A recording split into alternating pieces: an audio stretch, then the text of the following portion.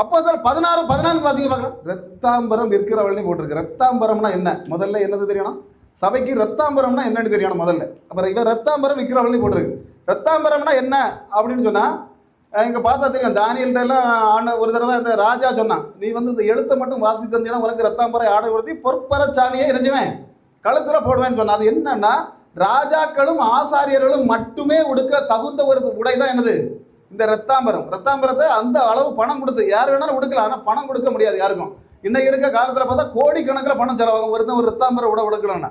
அப்போ பார்த்தீங்கன்னா அது என்னத்தினால அவ்வளோ செலவாகுதுன்னா நத்தைகளை பிடிக்கணும். போய் அந்த கடலில் கிடக்க கடல் நத்தைகளை பிடிச்சி கொன்று அதில் இருக்கக்கூடிய ஒரு கலரை எடுத்து தான் இந்த ரத்தாம்பர கலர் வரும். அதில் தான் தயாரிக்க முடியும் இந்த ரத்தாம்பர ஆடைகள். அப்போ ஒரு ஆடை தயாரித்து விற்கனாலே அந்த காலம் இப்போ உள்ள இதில் கோடிக்கணக்கில் பணம் ஆகும்.